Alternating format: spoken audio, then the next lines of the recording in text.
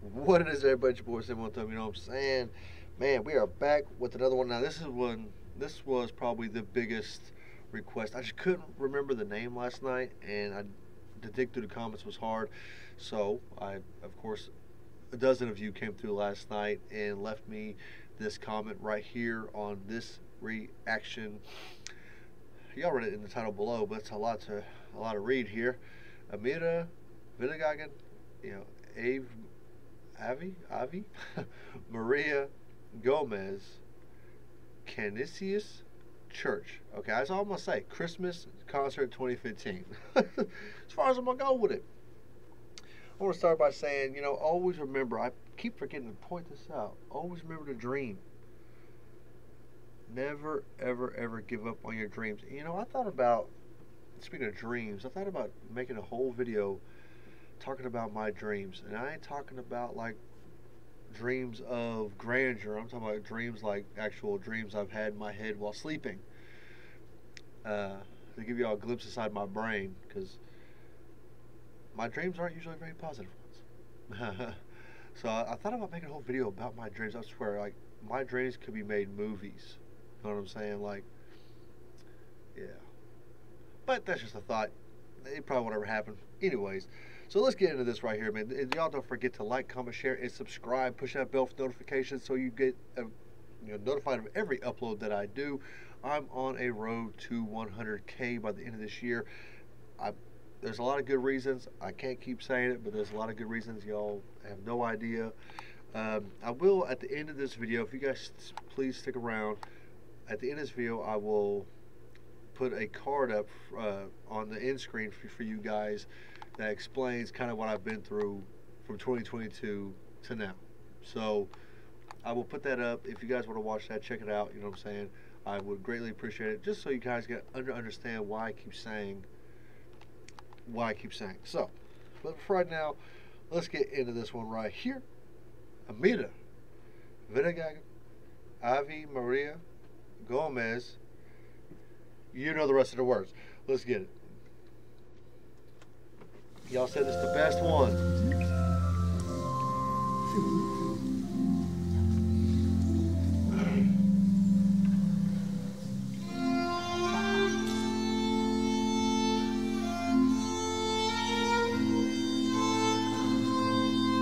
Now, wait. Is that her brother? I think y'all said that's her brother playing violin. Her father is playing the organ. I don't remember if y'all said anything about her mother. I can't remember. But so that's her brother. Dad's playing the organ. I don't know about the mom. All right, let's get it.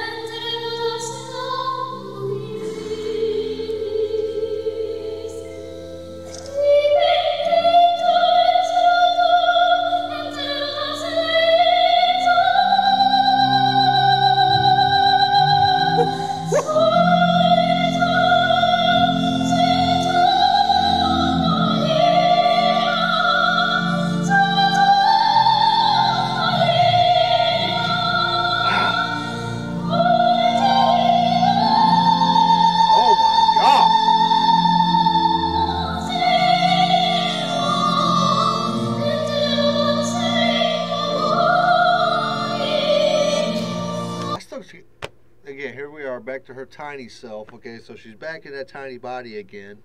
You know what I'm saying? Sounded like she this tall. Not sound like she this tall. Sound like she this tall. You have to watch last night's where she was what, 17, and now here she is again. What, 11? You know what I'm saying? 12. It's like there's no difference. It's like there's a difference, but there's no difference. You get what I'm saying? Man, and the acoustics in there is crazy. I mean, straight. Wow. I mean, y'all said this is one of a lot of y'all said this is like your favorite one. I can see why. I mean, the acoustics in it is amazing, and she's holding her notes in such a amazing way in this one. Like she's feeling this one.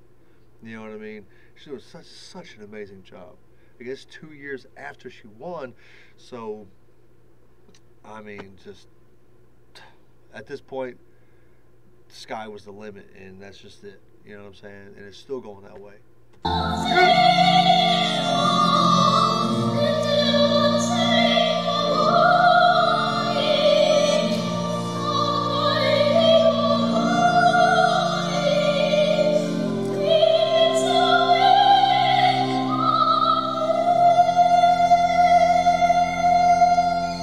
And her brother playing that violin really good too.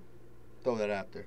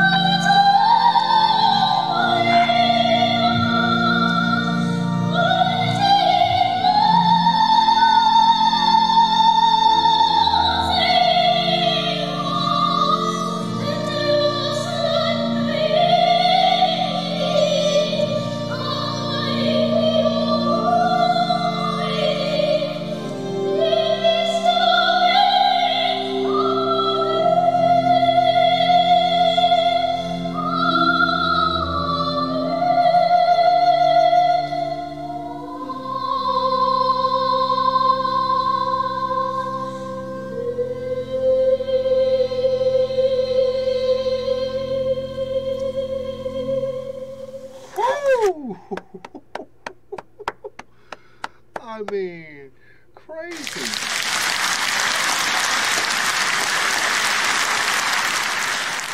And I'm liking that necklace. I mean, look at that thing. Let's get a little close up on that thing. Look at that thing. Look at that necklace right there. Look at that thing. Sparkling. Do you think she picked that out? Do you think she picked that out? You know what I'm saying? You know, obviously, I mean, she's at this point, she probably at this moment has more money than an 11-year-old should have. It's a beautiful necklace, a beautiful song, a beautiful scene. Absolutely amazing. And again, to think, 7 years old, man, she decided, hey, this is what I want to do, and I'm going to do it. And I still can't get over it. I just can't. I mean, I keep taking it back to myself at 7 years old, what I was doing. Well, I had eye surgery at 7. I burnt my leg. Well, I burnt my whole body at 6. Yeah, that was horrible. So I'll tell you all that quick rundown of my burning. So I was 6 years old, and I was making ramen noodles, and I always helped make them. I had it in the microwave, and we just got the new microwave that had the plate on the inside that spins around like what you see now commonly always. Back in the day, our old microwave just was a microwave. You just put the thing in there, turn it on, and it didn't move. You just put it in there. That's how it was. And so the turnstile microwaves just came out, like probably who knows when before that. and we just got one. So I'd be bored. Here I am, 6 years old, making myself ramen noodles. My grandma was supposed to help me, and she was going to help me, but I was supposed to go get her when it was done. Well, she was in the bathroom running bath water, so my brain's thinking, she's going to get in the bath. Don't worry, I got this. I've done this 1,000 times. Well, I put a chair in front of the counter, right? And it was just a wooden, table chair. And so I put the chair in front of the counters, watching the bowl spin, you know, 6 years old. I'm watching the thing spin, and it gets done. Again, I go to go get her. She's in the bathroom. I'm okay, cool. I'll get it out myself. So instead of moving the chair, I just kind of scoot in front of the chair like that. I open the door to the microwave. I grab the bowl, and I step back. And I forgot I didn't move the chair. Again, I'm 6 years old. So I grab it, I step back, and the back of my knees hit the chair, which made me go boom, with boiling water that cooked for 6 minutes in the microwave. Yeah. It burnt me all the way from here, all the way down. Here, from my neck down to my waistline, was like a severe 2nd-degree burn, like really bad. Even some on my back a little bit. Severe, 2nd degree. My left leg took the brunt of the hit, so the noodles and everything fell on my left leg and sat there for a moment. Not very long, because I hopped up fast. But that was a 3rd-degree burn, and the doctor actually said, he's like, if I could call it more than a 3rd degree, I would, but I can't. So it's a severe 3rd-degree burn. So since it was water, not like a fire, which just burns you top layer, you know what I mean? You get burnt top layer. The water actually absorbed, it set in deeper. So it actually scarred my tendons. It scarred my skin, of course. I have this huge scar on my left leg still to this day. Now it has shrunk. Well, more like it's the same size as it was.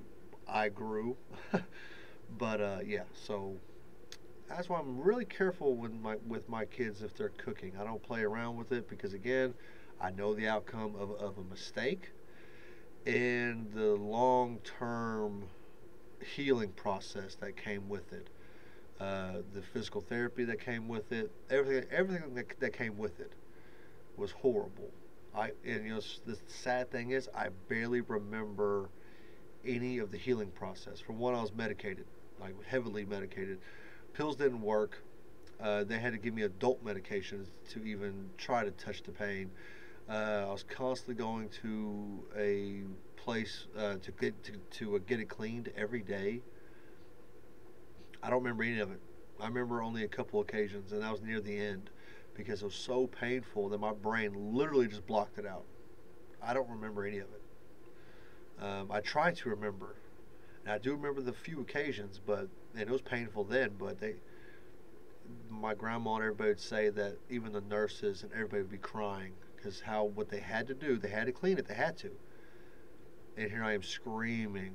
I mean, blood vessels popping in my eyes. I mean, everything. I'm screaming so hard because my whole body's burning. Here they are scrubbing this dead skin. I don't remember it, but she said everybody would cry because it was so painful for me.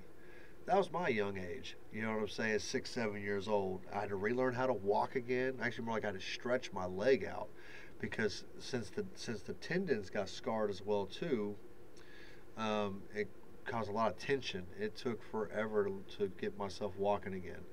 And I remember having to fight and push through that pain to get my legs stretched out enough to be able to walk again. That was painful in itself. And I remember the milestones and how happy I was to be able to actually take steps. And it was a challenge, and I've never gave up. I never quit pushing from there on. And my pain tolerance after that was super high. Like I can handle some pain, you know what I mean? Because what I went through as a young child, and that pain level was the most extreme pain you could ever imagine.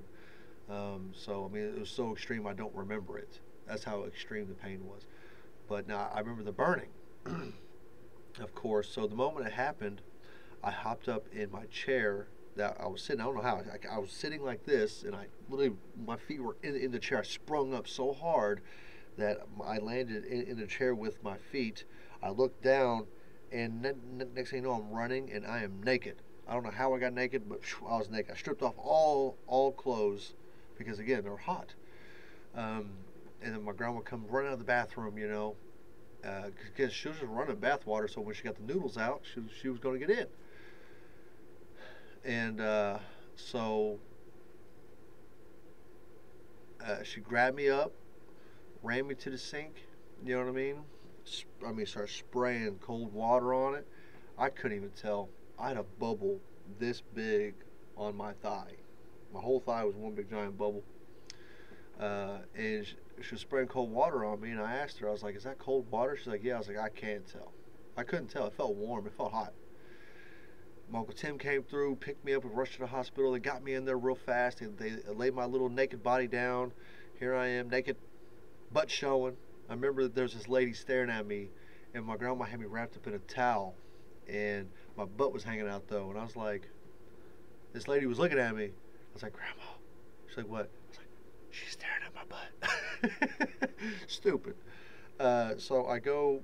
They lay me down. They put me on the table, and they start pouring this freezing cold water on me. It didn't feel freezing to me, but they told me it was ice cold water for burns and things like that. So they're pouring it all over me, and I'm literally just like, oh my God, it felt so good. I was like, "Don't stop doing that." I told them, I was like, "Don't stop. Keep doing that."